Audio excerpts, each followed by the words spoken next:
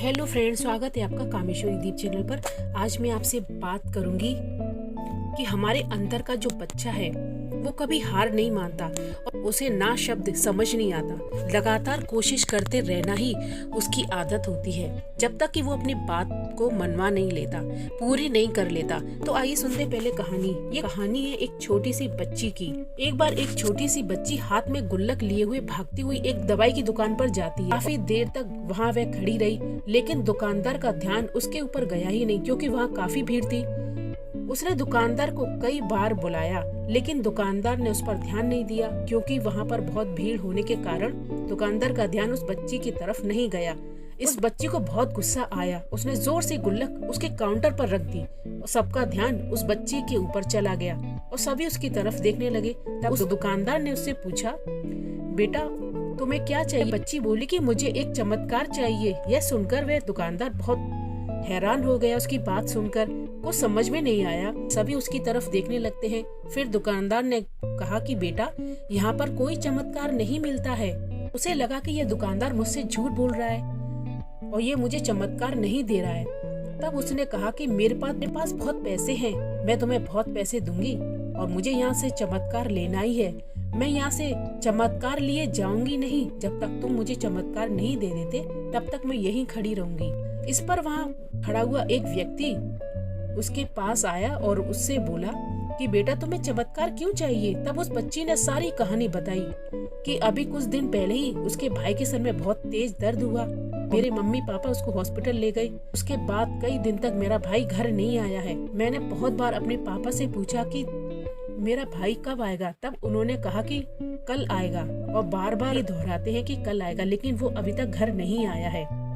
तभी मैंने देखा कि मम्मी रो रही है और पापा उससे कह रहे थे कि हमारे बेटे के इलाज और दवाइयों के लिए हमारे पास जितना पैसा था, अब मैंने सब खर्च कर दिया। अब मेरे पास और पैसे नहीं हैं। तब उन्होंने मम्मी से कहा कि अब तो कोई चमत्कार ही हो सकता है, तो वह ठीक हो सकता है।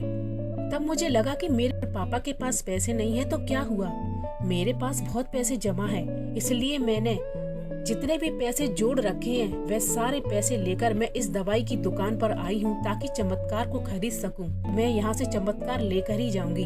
उस व्यक्ति ने बच्ची से पूछा कि कितने पैसे हैं तुम्हारे पास? तब उस बच्ची ने अपनी गुल्लक को वहीं जमीन पर पटक दिया और उसमें से पैसे गिनने लगी। सभी लोग वहाँ देख रहे थे ये सब। थोड़ी देर बाद उसने बहुत सारे पैसे इकट्ठे किए और बोली, मेरे पास पूरे 20 रुपए है। और जो आदमी वहाँ खड़ा था, तब वह व्यक्ति थोड़ा मुस्कुराया और बोला, अरे तुम्हारे पास तो पूरे पैसे हैं, इतने का ही तो आता है चमत्कार।